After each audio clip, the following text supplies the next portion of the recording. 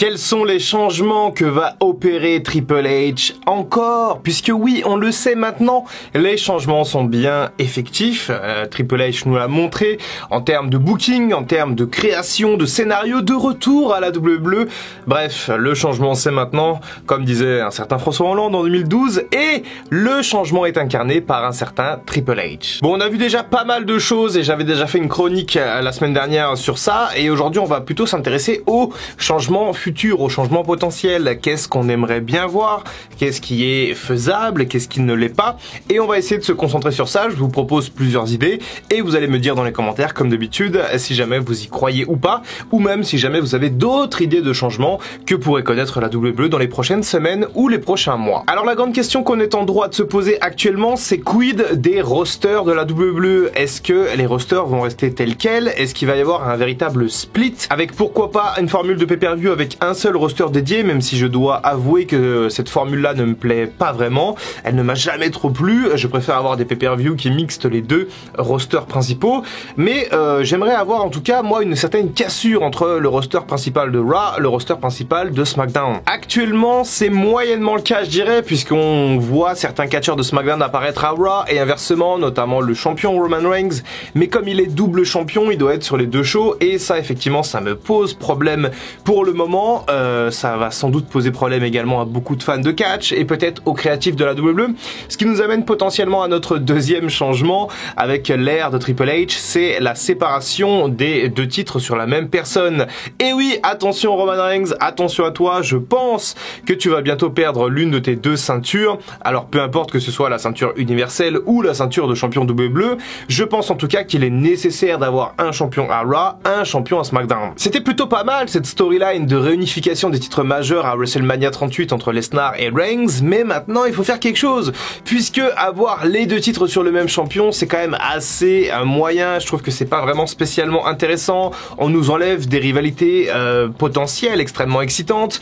Ça nous empêche également d'avoir un champion du côté de Raw ou de SmackDown qui soit fixe, et on sait que les chaînes de télé qui diffusent Raw et SmackDown, à savoir USA Network et la Fox, veulent absolument un champion pour représenter la branche principale du show. Donc je pense que l'un des changements majeurs que nous allons voir dans quelques semaines, voire quelques jours si jamais il se dépêche de faire ça, c'est tout simplement la séparation des titres majeurs avec un nouveau champion peut-être à Raw ou peut-être à SmackDown, à voir comment ça va donner. Puisqu'on parle de titres majeurs, que pensez-vous d'un changement ou d'une modification du titre universel? On sait que c'est une volonté propre de Vince McMahon en 2016 de remplacer le titre de champion du monde poids lourd par un titre un peu plus moderne, mais qu'en est-il de Triple H? Est-ce que Triple H est dans le même état d'esprit? Est-ce que ce cher Hunter ne va pas ramener par exemple le titre de champion du monde poids lourd? Cette ceinture absolument mythique à la WWE et à la WCW qui représentait l'autre titre majeur durant l'époque Ruthless Aggression ou pendant une grande partie de la PG era. Est-ce que Triple H ne va pas avoir envie de ramener ce titre iconique? Je sais que les fans de catch ont énormément envie de voir revenir ce titre. Personnellement, je ne pense pas que la WWE va faire un pas en arrière. Il y a eu une certaine modernisation des titres, que ce soit donc le titre universel, le titre US, le titre intercontinental.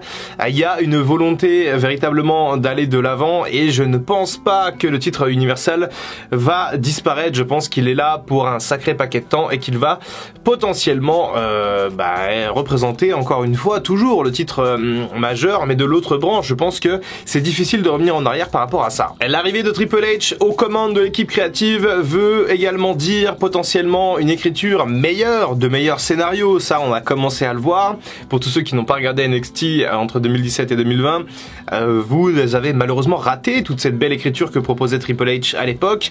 Et aujourd'hui, on peut voir directement la patte Triple H sur le booking, sur les segments, sur le suspense un petit peu, sur les interventions. On peut le voir là à Raw et à SmackDown depuis quelques semaines. C'est palpable véritablement. Et je pense que l'un des grands changements, enfin en tout cas c'est pas vraiment un changement mais une amélioration proposée par Triple H, ce sera tout simplement l'amélioration de la division par équipe. Et oui, je pense que Triple H peut faire encore mieux avec ses femmes.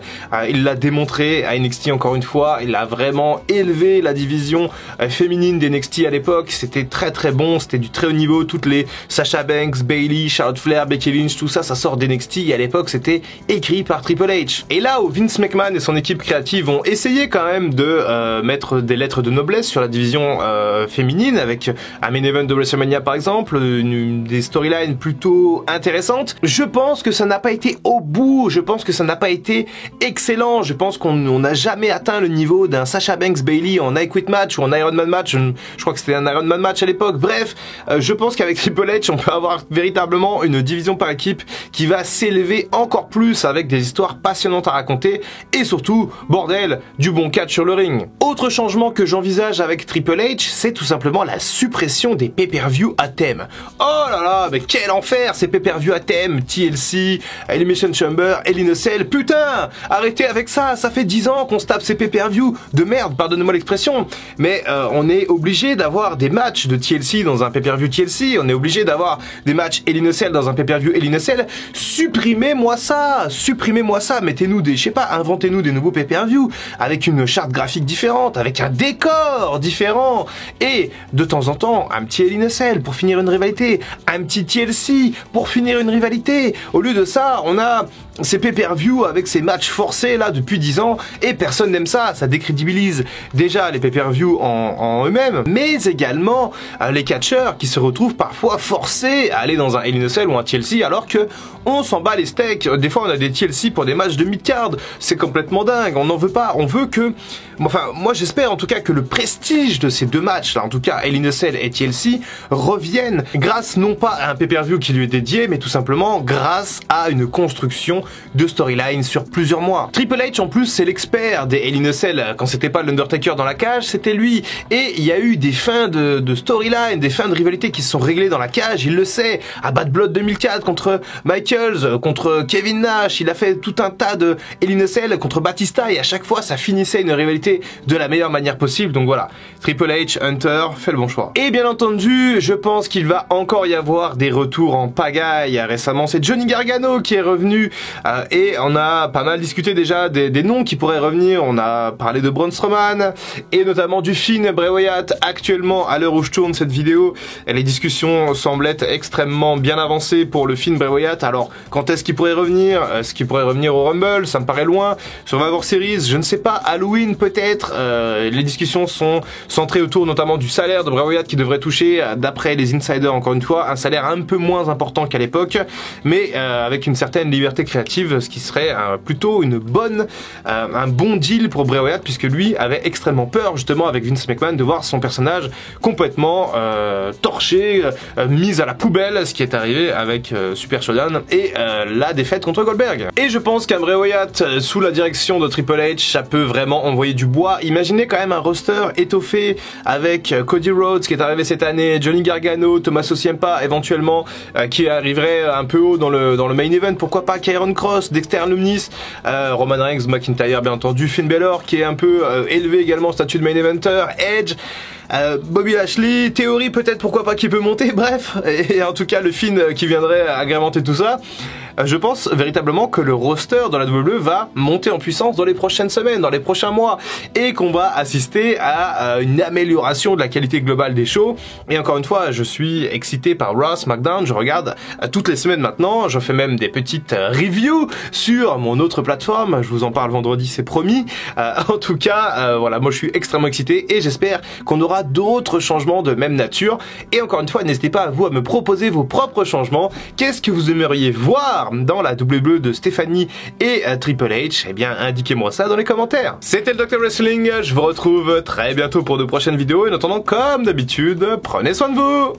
I can feel the blood creeping up from the heathens. Got will, got fight, got pride, got reason. If they wanna go eat, then you know I'm gon' feed them. If you're coming for me, hope you're ready for a demon.